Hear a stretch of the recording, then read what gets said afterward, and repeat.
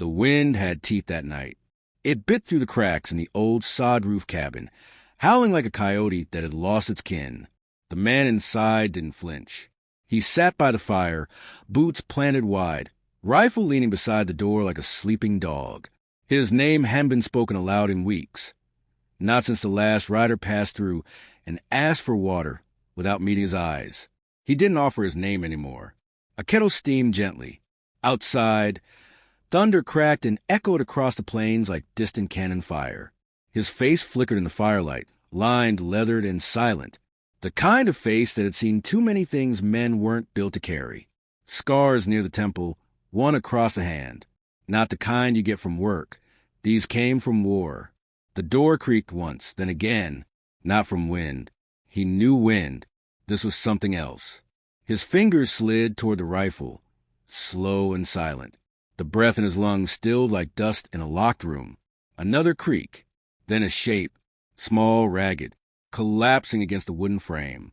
He moved without thinking, old instincts flaring like dry kindling. The girl was half conscious, soaked in rain and smeared in blood, none of it fresh, none of it hers. She wore a tattered deerskin shift, one moccasin missing, hair tangled with twigs and grit. Her eyes opened as he caught her, wide and dark, too old for her face. She didn't speak, just breathed hard, curled like a wounded animal as he carried her in and laid her near the fire. She shivered but didn't cry. He poured a tin cup of warm water and crouched beside her. Her lip bled from a split. One arm bore a long, swollen bruise. Not from a fall. "You running?" he asked, voice like worn boot leather.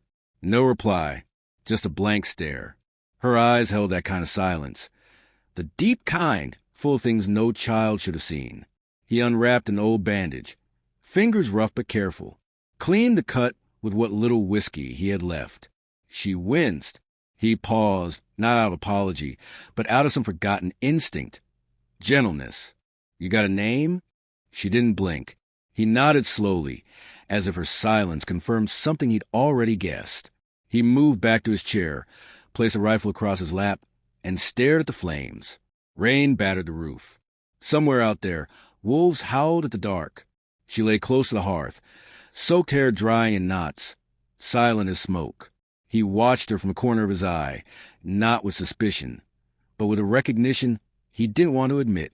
That same look, that same silence. He'd seen it before. He saw it in his own reflection when he forgot to avoid mirrors. He didn't ask why she came. Didn't need to. Whatever had driven her here, it was worse than him. At some point, she slept, curled tight, fists clenched under her chin. He sat long past the fire's peak, listening to the ticking of the rain against the window. Every now and then, he'd glance toward her and think of the scar on his chest, the one that never stopped aching when the storms came. When dawn crept up over the horizon, soft and gray like a tired sigh, the rain had stopped. But the sound that replaced it was worse. Hoofbeats, low at first, then louder, dozens, surrounding. He stood slowly, rifle already in hand. Outside, horses formed a ring. Silent riders, 70 at least. Their paint and feathers marked them. Comanche, faces hard, some masked, others painted with war symbols. Spears, rifles, bows, all pointed downward for now. The man didn't step outside. He didn't need to. He'd seen enough standoffs to know how they start and how most of them end. He opened the window shutter slightly and looked through the morning fog. Then he saw him, at the front. One man, unmoving, seated atop a black horse that looked carved from coal. Tall, broad-shouldered, face painted in bone-white streaks. His eyes found the cabin and didn't look away. The girl stirred behind him. He turned to see her sit up, eyes wide, not with fear, but something deeper, recognition. She rose slowly and walked to the door. He stepped in front of her. "You know them?" She nodded once. "Your kin." Her voice came like smoke through embers. "My father." The man didn't reply. Outside, the war party waited. Inside, silence fell again, but not the same kind as before. This one had a heartbeat, a choice embedded in it, and something darker riding in its shadow. He looked at the girl, really looked. There was no terror in her, just a sad, steady weight in her eyes, like she already knew what would happen next, like she'd seen it before. She didn't ask him to protect her. She didn't have to. He stepped away from the door and picked up the rifle again, stared at it like it was a question he hadn't answered in years. Then I suppose, he said, we got till sundown, and outside 70 warriors waited. The wind had quieted by morning, but the land held its breath. He stood just inside the doorway, rifle in hand, watching the line of warriors remain still under the pale sun. Dust drifted like ash around their horses' hooves. The man on the black horse, the girl's father, hadn't moved an inch, not since dawn broke. He was stone-carved from grief or rage, or both. The girl sat on the floor near the coal fire, shoulders hunched. Her face gave nothing away, but her fingers twisted the hem of her sleeve, over and over. He'd seen that before, in men about to charge and in men about to flee. "You still mean not to go?" he asked without turning. A pause. Then softly, "Yes." He looked over his shoulder. Her face was taut but calm. She wasn't trembling anymore. "You understand what that means?" "I do." He nodded once, then looked back through the window slit. A boy had broken from the ring of riders, maybe 14, riding slow toward the cabin. He carried no weapon. "He's coming to talk," the man said, mostly to himself. The girl stood. "No," he said. "You stay out of sight. He's my brother." Still, the boy reined in just short of the fence and raised one hand. The man stepped out slowly, rifle pointed down but ready. The boy didn't flinch. His eyes searched the porch, then locked on the man. "You've got her," he said in rough English. "She came," the man replied. "I didn't take her." The boy chewed on that for a moment, then glanced toward the trees. "Father says if she returns before sundown, we leave you be. No harm. And if not," the boy's eyes hardened, "you won't live to see the moon." The man breathed through his nose. "She ain't a horse to be traded back and forth. She is his daughter. She's her own self. That should count for something." The boy's lips thinned. "Tell her, if she doesn't come, there'll be no talking next time." Then he turned and rode back, vanishing into the dust ring. The man stood for a long while before going back inside. She was waiting just inside the doorway. "He gave you a choice." He stared at her.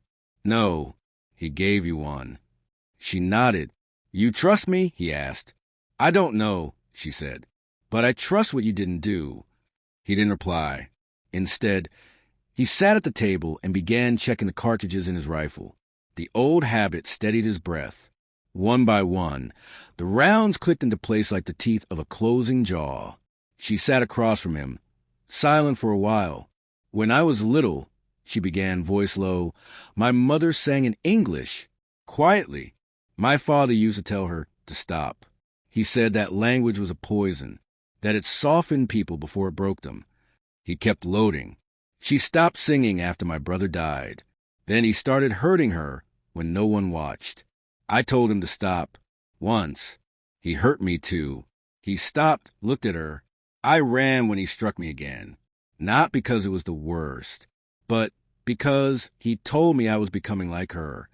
The man leaned back in his chair, arms folded. She was white.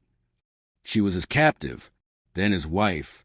She chose to stay after the war ended. He hated that.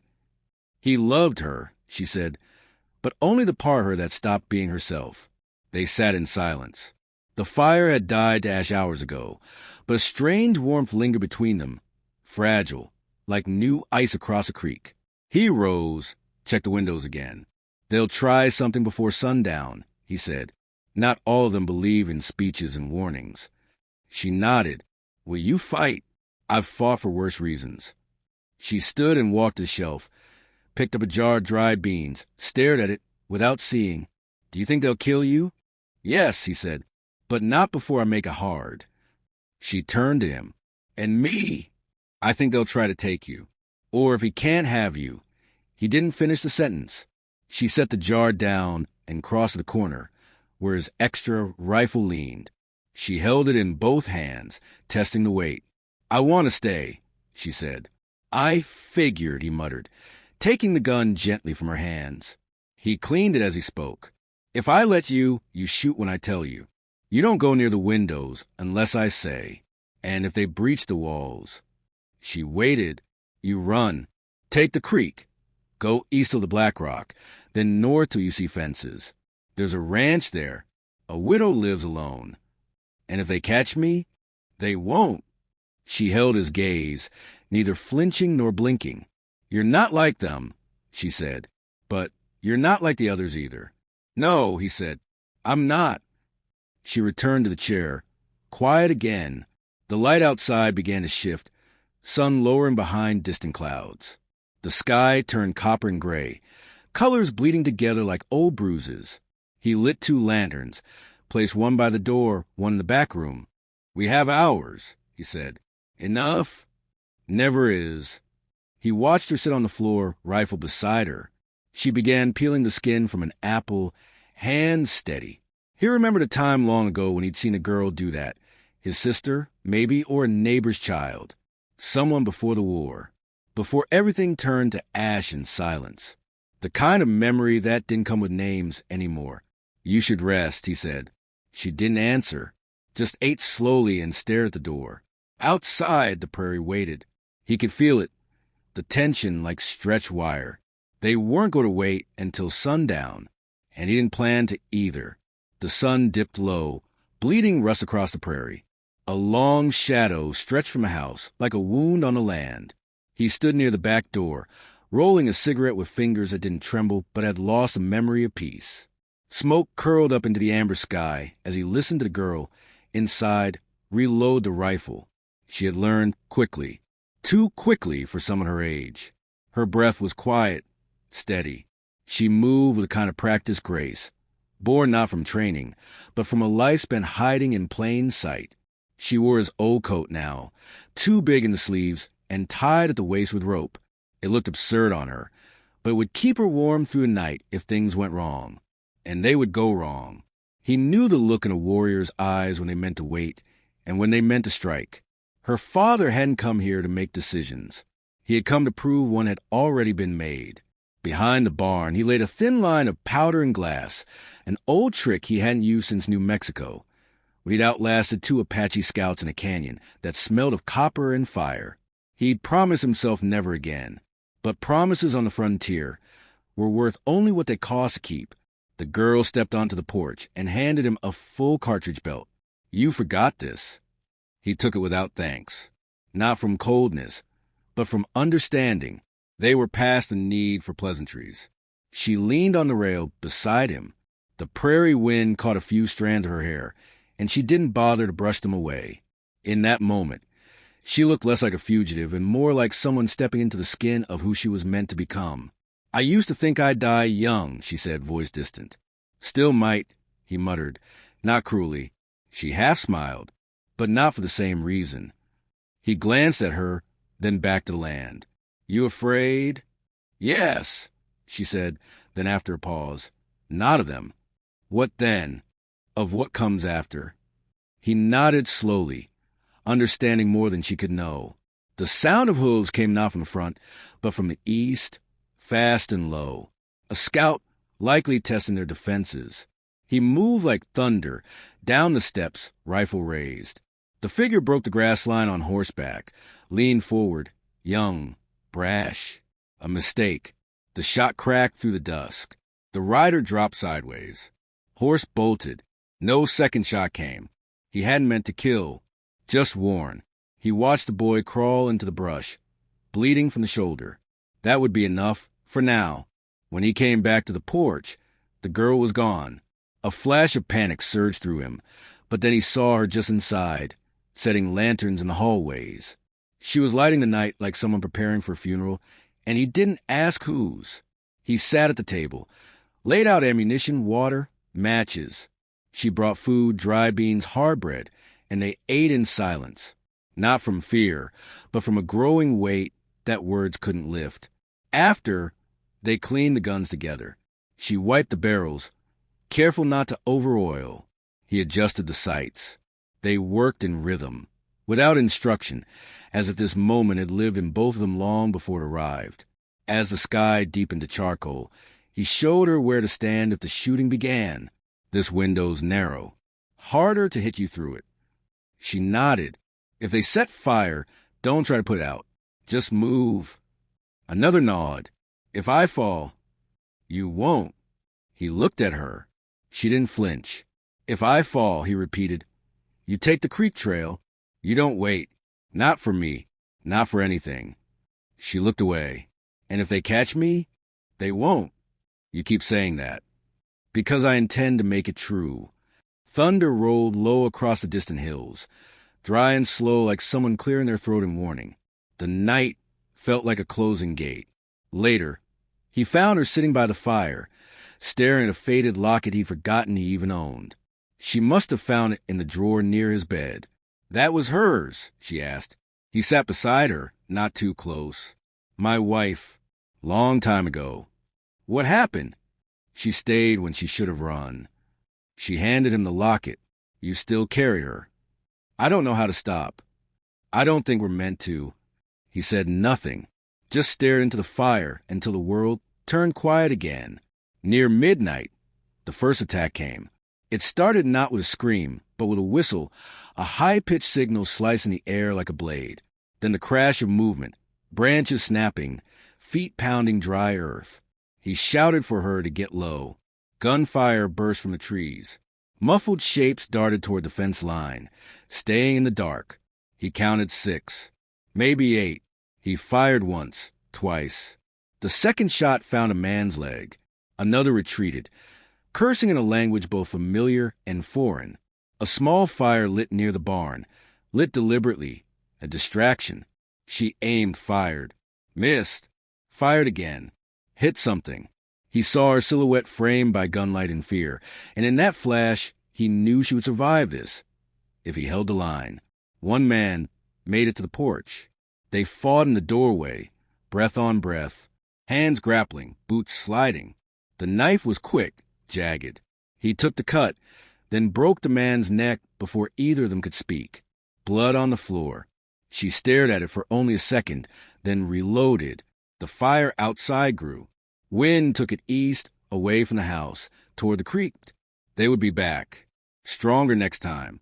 He walked the perimeter before dawn, boots heavy with ash. Her father had not come forward yet. He was waiting for something. So was the man.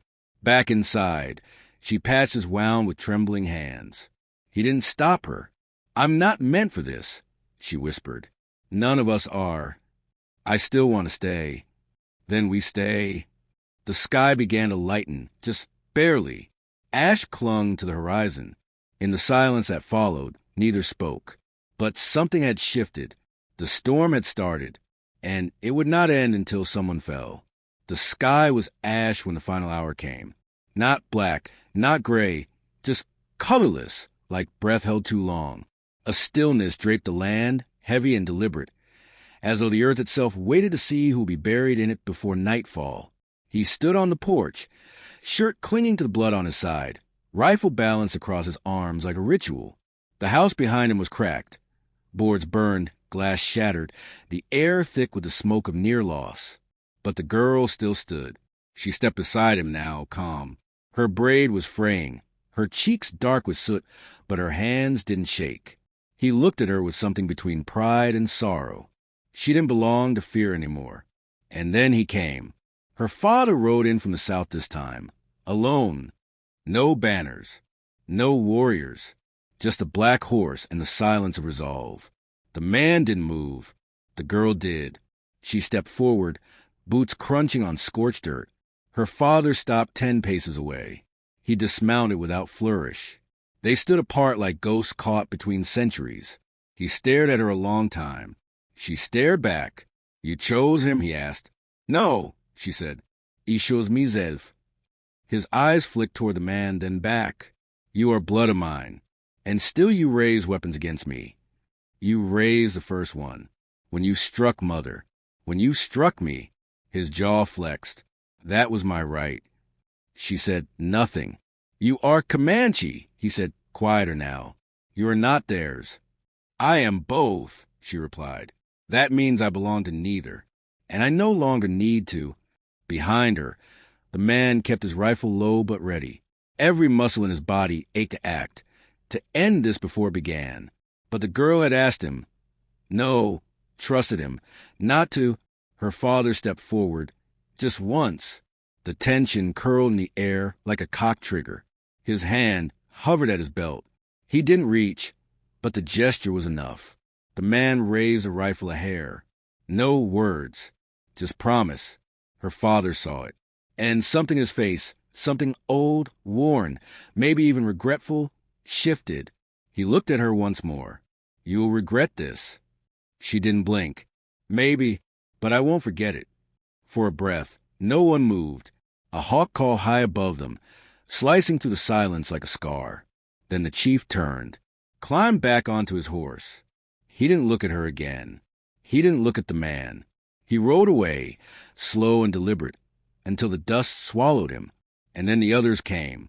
From the tree-line, the warriors emerged, silent, slow, dozens of them, weapons slung, faces painted. She watched them without fear. They saw her, stood tall, standing next to the white man they'd come to kill. They didn't raise their guns.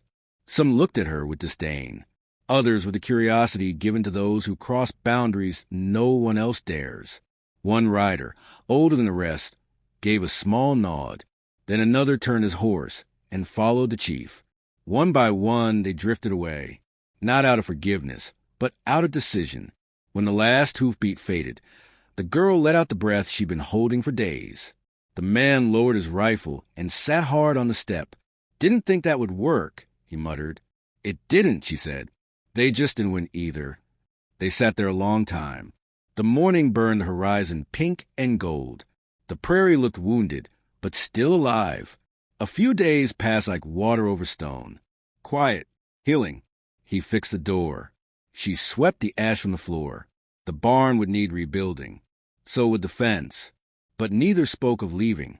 One evening, she rode his mare in slow circles while he watched from the porch. She laughed once, briefly. It surprised them both. You ever think about what comes next? She asked, reining in near the steps. He scratched his beard. Every damn day. She dismounted, handed him the reins. I'd like to stay, help rebuild. He looked at her, really looked. Then it's yours too. That night, the storm came again, but it stayed outside. They listened to the rain drum the roof like an old rhythm returned. Inside, the fire crackled soft and warm. And for the first time in years, he slept without the rifle beside his bed.